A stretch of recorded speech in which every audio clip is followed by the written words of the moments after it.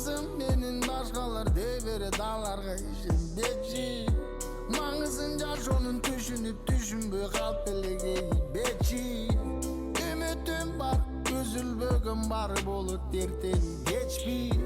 Түйгөйүм бар, сүйгөнүм бар, бүткүл жүрөгүн арнап берчи. Келбетиме соксо жер бетинде жок болсоң, мага жыргал өмүр сенсиз керек эмес.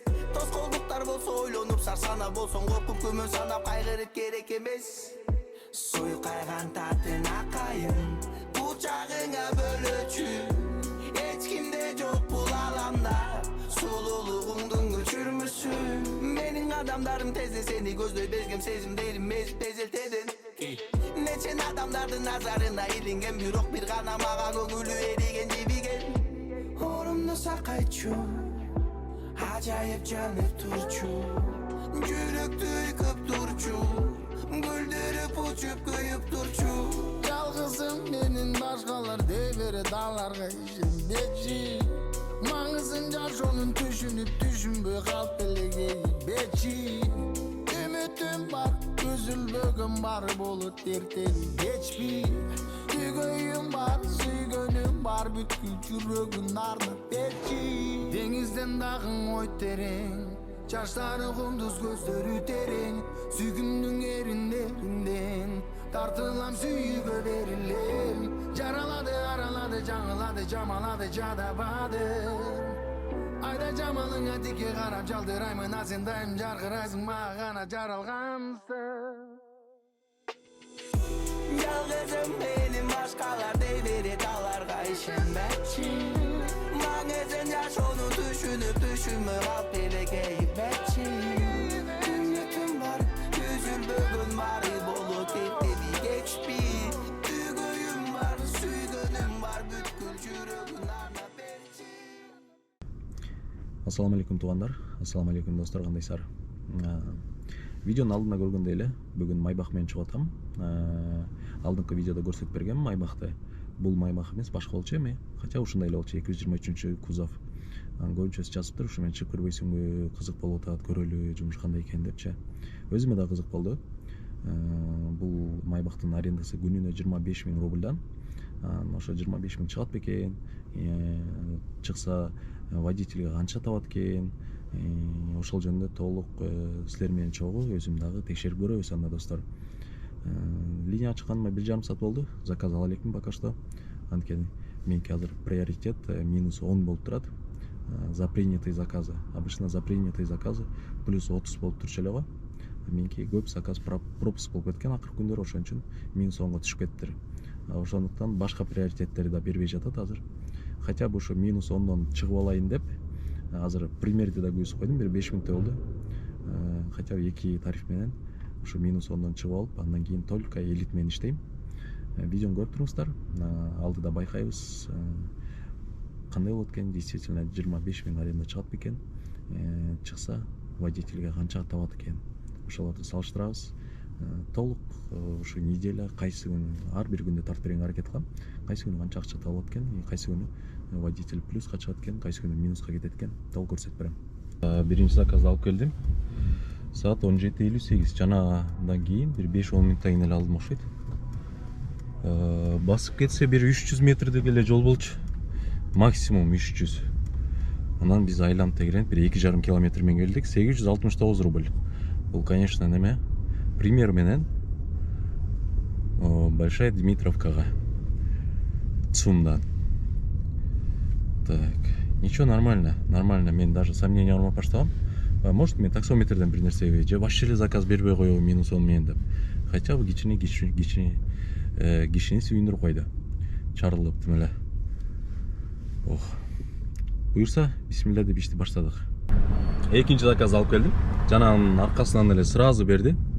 Элит менен 2108 рубль. 16 минута болуптур. Завершаем. Украина гостиница жактан, Кутузовский проспекттен Петровкага келдим, ЦУМга. 50 минута болуп кетти. Айланып бир аз пробка. 4708 рубль. Болгон 8 километр болчу. Бирок убактысы 50 минут болуп кетти. 4743 рубль менен жапты. Нормально. Дальше жұмышты улантабыз. Тариф элит менен келдим. Так, скажите, да, где вам? Чуть-чуть.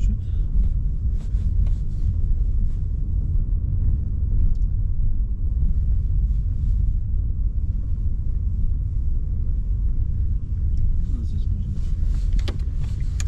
Спасибо вам. Пожалуйста. Хорошего вечера. Спасибо. Всего доброго. До свидания.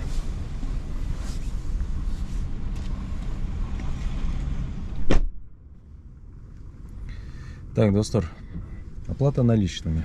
Отура калып туруп эле сразу эле берди эле. Канча акча берди?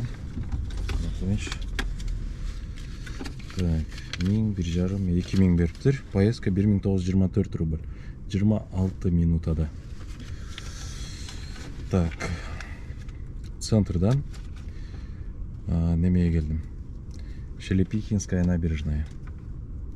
Саат 19-14 болду. Жана заказдын аркасынан эле сразу эле берген. Где-то 5 минуттан берди окшойт. Тариф пример. 23 минута. Мытищи, улица Колпаковага келдим. 3869 рубль. Так, орто жолдон бир магазинге бир канча бир 10 минутага жетпей ушундай токтодук. Токтой турасыңбы, кире кетели дейт. Благодарю деп подуши деп. Мага акча таштап кетти.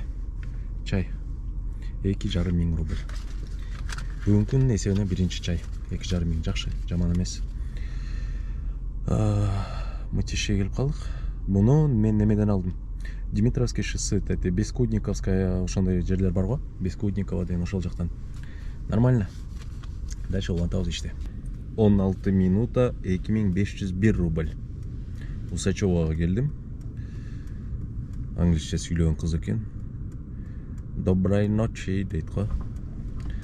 Вам тоже доброй ночи дедим. Кеттик дальше. Дальше иштейбиз, ишти улантабыз. Иш кудайга шүгүр. Заказ берип атат. Жакшы эле. 17 минутада 4000 рубльга иштеп койдум. Неме дейт? Бир короткий эле заказга келгем. Могу Садовое кольцо, могу кайсыл болуп калат? Шабаловкага. Шабаловка жакка барсак, жаш орус балкен девушкасын ураттыр. Биринчи жолу Майбах попал болуп атат, жаңы Майбах дейт. Постоянно эле чакырсам С-класс болот дейт, Зикр болот дейт, же старый Майбах дейт. Биринчи жолу ушундай жаңы Майбахка отуруп атам деп сүйлөшүп анан баратсак, кайра обратно жеткирип коесуңбу дейт. Да, конечно. Барса уже девушкасы күтүп атыптыр, аны салдык да эле обратно кайра келдик. 17 минут болду. 4000 рубль которду. Баратканда 2000 которгон, келатканда 2000 берди кайра. Ошо менен 4000 рубль. Нормально. Эми линияга чыгып койгонду унутуп калыптырмын. Келатканда эле чыгып койсом болмок экен, азыр чыктым. Дальше улантабыз.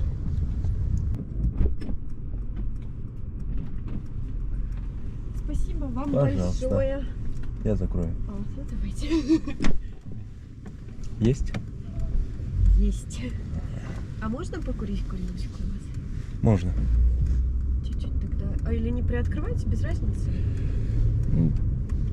Не обязательно. Спасибо. Там все равно не останется.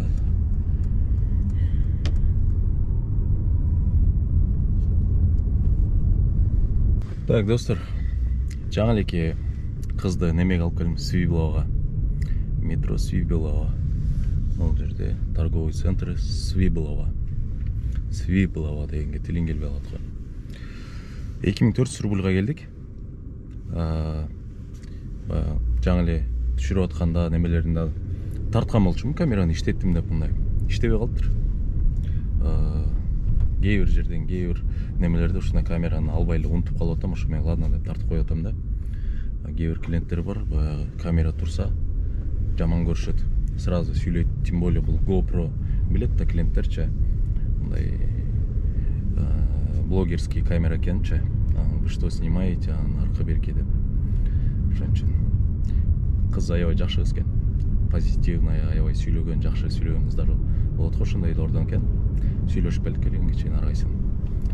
Түшүп атканда дагы машинаны мындан салондон отуруп дагы жана ачсаң болот да, зикрлердей кылып элечи. Ошентип ачып берсем аябай таң калып хахат деп. Да ладно депчи. Жолдон табачныйга токтоп электронка алып алайынчы деп 1-2 табакка токтоп электронкасын издеп калдык. Аябай ыраазы болуп түшүп кетти. Тариф пример менен келдик 2400 рубльга.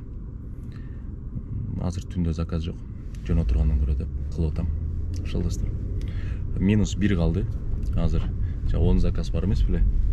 -10 болуп жүрөдүм беле. Ошондон азыр -1 калды. 9 заказ кылып турмун. Азыр 1 заказ кылсам уже плюска кетип, нормальный заказ берип баштаса керек. Только элит менен иштейм андан ары. Достор, анан жана эшик ачкан боюнча бир силерге көрсөтүп кетейин. Кандай болуп ачылат экен салондон деп кызыккандар болсо, берки V класстыкындай же Zikr-тикиндей атайын кнопкасы жок. Бул мына экрандан эле. Бул жерде мынаны бассаң, мындай чыгат. Бул жерде мисалы мына штанды эшик ачылып көрсөтүп турбайбы? Ушуну бассаң, мына тип арткы эшик, эки эшик, правый и левый. Левыйын ачайын, правый жакта бордюр турат. Левыйын мынаны бияка мынтип жылдырып кармап турсаң, полный ачылат экен. Мынтип жылдырып эле коюп койсоң, мындай бир-бирден ачылып, кичинекей мынакей полный ачылды арткы эшик. Мынакей. Ушуну эле кайра клиент отургандан кийин бияка бир жолу жылдырып койсоң, уже мынтип полный жабылат экен. Правый эшикте деле ушундай. Вот так, ар жагына бордюр турат, ал жагын ачпай эле коюн, ушинтип ачса болот экен. Мынаны көрдүңөрбү достор? Жана мен минус приоритет -10 деп атпадым беле, ошо -1ге түштү деп атпаймынбы? Ушул приоритетти айтып атам, эми барыңар эле билесиңер да. За принятые заказы плюс 30 болуп туруш керек го. 1-2 заказ пропуск этсең да 21 демке болуп, меники карабайсыңарбы? -1. Ушул -10 болчу. Ушуну мен плюска чыкмайынча, могу берчү башка приоритеттерди да бербейт экен. Ушуну эми эле биякта коллективдер менен жолугуп калып, коллегалар менен меникин көрүп алып шок барыч. Кантип иштеп жүрөсүң дейт, -10 болчу десем, сен вообще жинди турбайсыңбы дейт. Алардыкын карасам плюс 100дөн өйдө, кээ бирөөнүкү 100дөн ылдыйраак, 90-80 ушундай менен иштешет экен. Ошо менен наразы болуп жүрүшүптүр. Меники азыраак болуп атат, заказ бербей атат депчи. Меникин көрүп алып, иштесе болот экен деп калышты. Сен ушу менен заказ алып жүрсөң анда депчи. Эми приоритеттен негизи канчалык тариф өйдө болгон сайын приоритет аябай эле зависит этет. Ошентсе деле мен Кудайга шүгүр иштеп атам го. Баягы мындан көп болсо эми көп эле заказ кылмага окшоймун. Только тариф элит менен жакшы иштемей окшоймун. Ошентсе деле Кудайга шүгүр.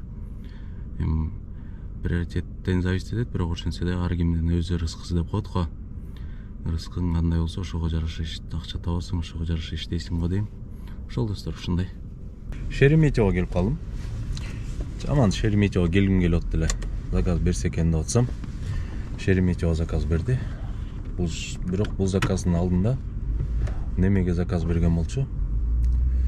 Сахаровага алган жокмун. Анан Шереметьево заказ берди. 42 минутада келдим. 6159 рубль. Терминал Б'га келдим.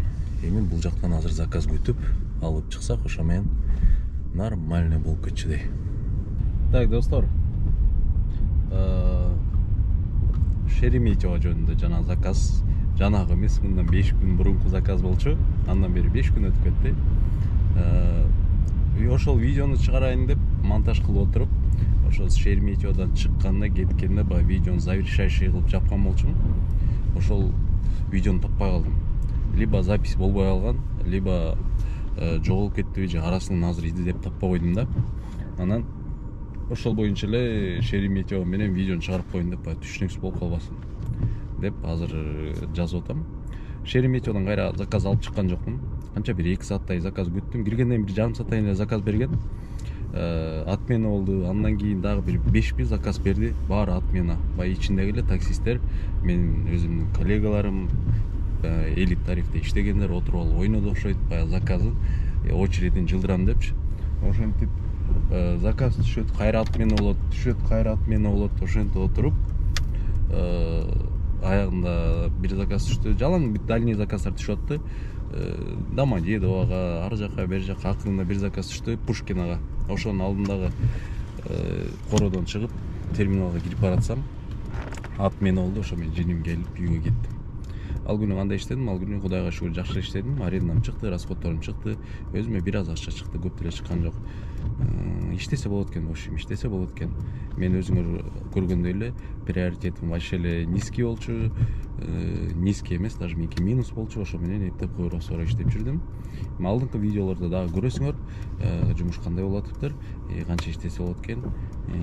Ошол жөнүндө алдыңкы видеолор күткүлө. Бул видео ушу менен бүттү. Кийинки видеодо көрүшкөнгө чейин класс басып, комментарий жазып, каналга катталып коюңуздар.